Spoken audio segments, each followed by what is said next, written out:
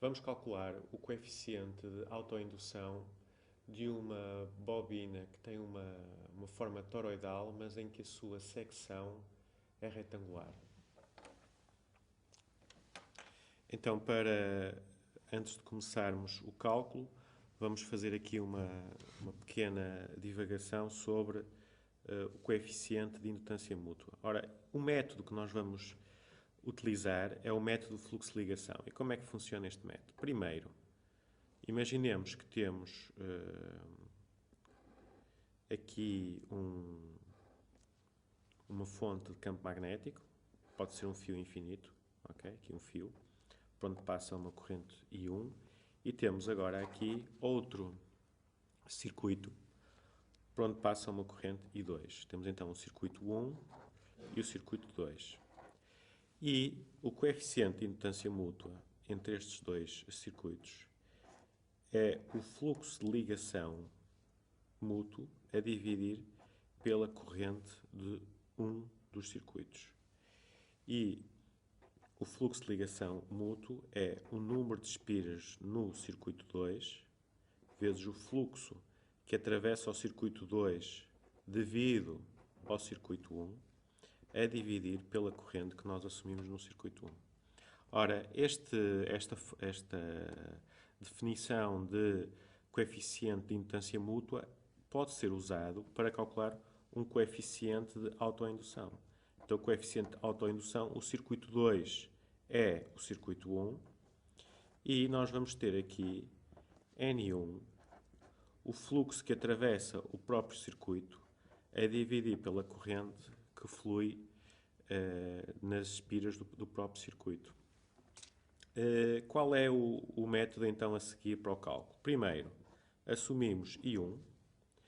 Segundo, calculamos o campo o campo de indução magnética devido ao circuito 1. A seguir, calculamos o fluxo em 2 devido a 1, que no nosso caso vai ser o fluxo em 1 devido a 1, porque é o coeficiente de autoindução. Quando é auto e quando é mútua.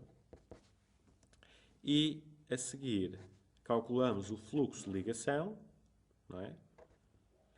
2 em relação a 1, que é igual a N2 φ2 em relação a 1, ou, no caso ser próprio, aparece este resultado. E, finalmente, não é? O ponto 5, o coeficiente de indutância mútua vai ser, vamos usar aqui a mesma notação para não haver aqui muita confusão, é dividir por I1, e se for coeficiente de autoindução, temos simplesmente este resultado. Pronto, vamos então ver como é que se calcula o coeficiente de autoindução para a nossa bobina toroidal. Ora, vamos começar por desenhá-la. Nós temos aqui um raio interior que eu vou chamar A, um raio exterior que eu vou chamar B,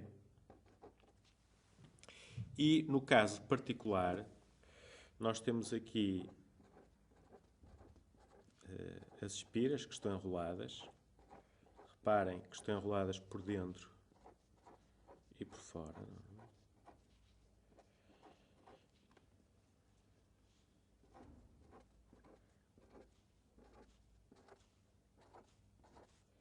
E eu vou supor que a corrente flui do interior para o exterior.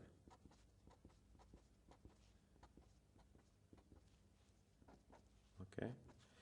E para calcularmos o coeficiente de autoindução, nós temos aqui, neste caso, temos um material, vamos supor que temos aqui um núcleo de ferro na nossa bobina toroidal.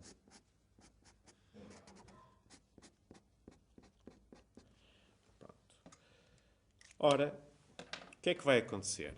A partir do momento que passa aqui uma corrente nestas espiras, o núcleo vai ser magnetizado. E eu já não posso, não é possível calcular o campo de indução magnética pela lei de Ampère. Porquê? Porque esta corrente I, não é, vai incluir a corrente livre mais correntes de magnetização. Por isso, se eu quiser calcular o campo de indução magnética, eu vou ter que começar primeiro pelo campo de excitação magnética. Porquê? Porque o campo de excitação magnética, ele só depende da corrente livre no interior do caminho C. E então, é isso que nós vamos fazer. Vamos calcular primeiro o campo de excitação magnética. Então, agora vamos fazer aqui um novo desenho. Reparem que a corrente flui, as espiras estão enroladas, não é? E a corrente tem este caminho. Eu só estou a desenhar aqui 4 espiras para não passarmos muito tempo. E então, vocês estão a ver que se a corrente tem este sentido, a simetria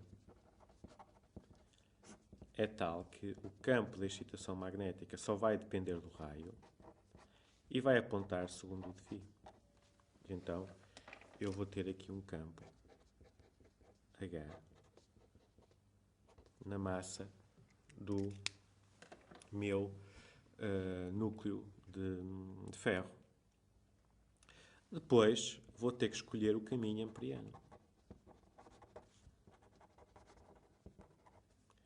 Qual é o caminho amperiano que se adapta a este problema?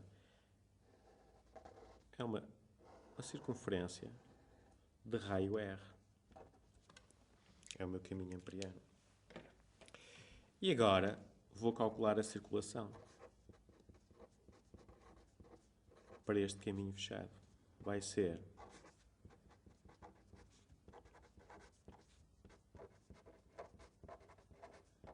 e vou dar a volta completa. O caminho amperiano é um caminho fechado.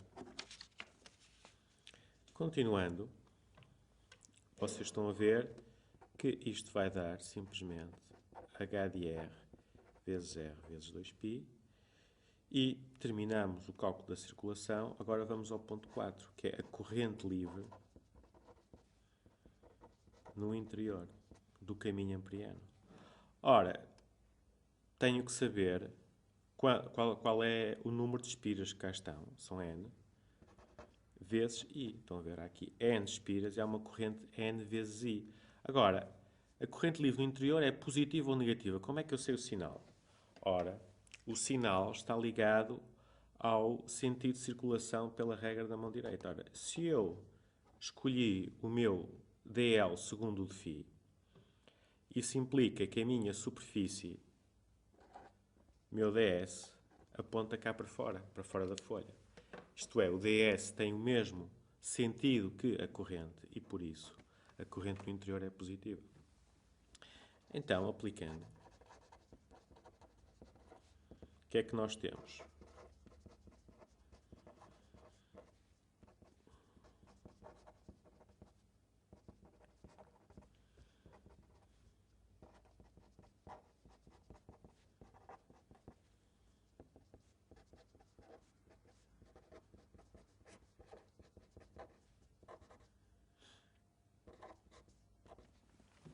Pronto, calculamos o campo de excitação magnética, que tem, vocês estão a ver, unidades ampere-metro. E agora já podemos calcular o campo magnético. Ora, o campo magnético é μ vezes o campo de excitação magnética. E então é μ NI sobre 2πr o de φ. Ora, vocês estão a ver que nós usamos a corrente livre. Reparem que vão existir correntes, aqui vão existir correntes de magnetização, mas esta lei de Ampère, a lei de Ampère para o campo de excitação magnética, apenas o campo de excitação magnética, a sua circulação é apenas criada pela corrente livre. E por isso, neste caso, nós temos este resultado. Reparem que, um pequeno à parte, o campo de excitação magnética, a sua circulação é criada pela corrente livre e, neste caso, em que há simetria, eu consigo calcular o campo de excitação e vejo que ele é apenas criado pela corrente livre, mas, em geral, no caso geral, a divergência do campo de excitação magnética é criada pela divergência da magnetização, está ligada à magnetização. Por isso, pode existir, existem casos, um caso típico é o caso de um ímã, em que, apesar de não haver nenhuma corrente livre, só existirem correntes de magnetização, num ímã existe um campo de excitação magnética. Pronto, agora que temos o campo magnético, vamos pôr as unidades, não nos esqueçamos disto, e vamos agora calcular o fluxo através de que superfície. Ora, vamos desenhar novamente a nossa bobina toroidal. Reparem que a secção é retangular. Então, um corte, a nossa bobina vista em corte, tem esta forma. E a corrente circula aqui.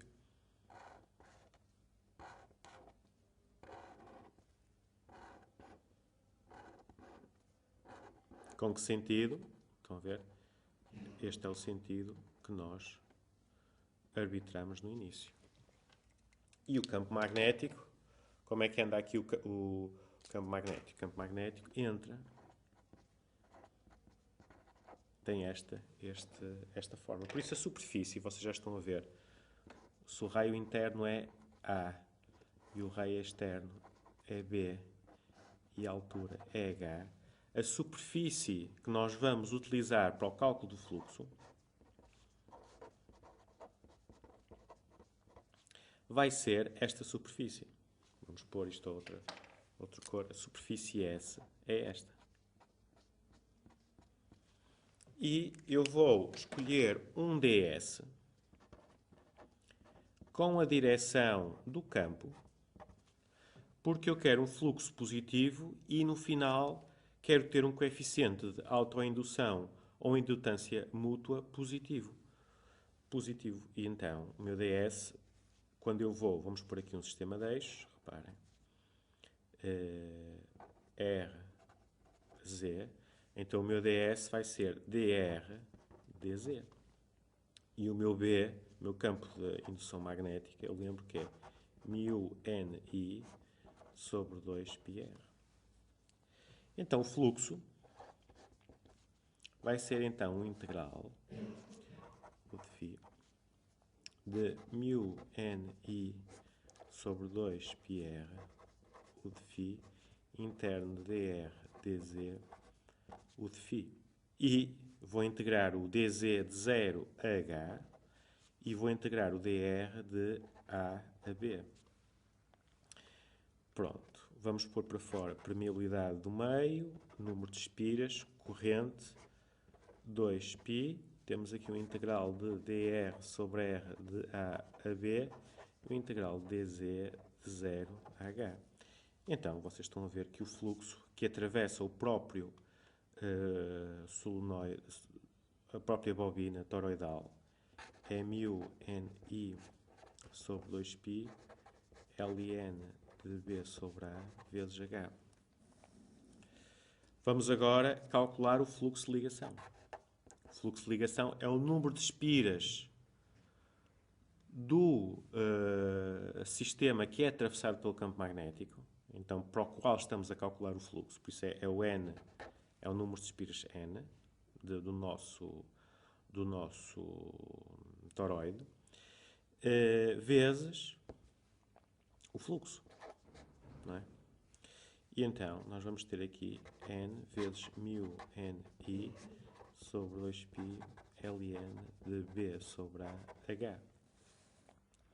Reparem que aqui o fluxo mede-se em Weber. E, finalmente, o coeficiente de autoindução é o fluxo de ligação a dividir pela corrente que nós assumimos. Então, isto vem μN ao quadrado sobre 2π ln de B sobre A vezes H Henry. Vamos verificar se faz sentido o coeficiente de autoindução. As unidades são sempre da permeabilidade que multiplica um comprimento. Ora, o número de espiras não tem unidades, 2π também não, logaritmo é dimensional e temos de facto a permeabilidade vezes um comprimento. E vocês estão a ver que se eu escrever a permeabilidade como a permeabilidade relativa vezes a permeabilidade magnética do vazio, eu tenho que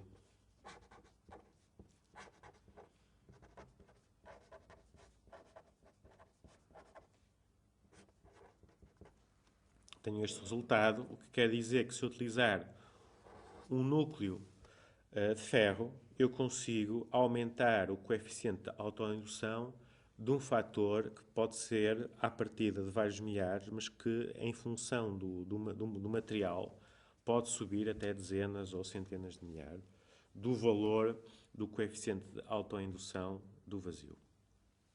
E pronto, assim se terminou este exercício do cálculo do coeficiente de autoindução de uma bobina toroidal de secção retangular.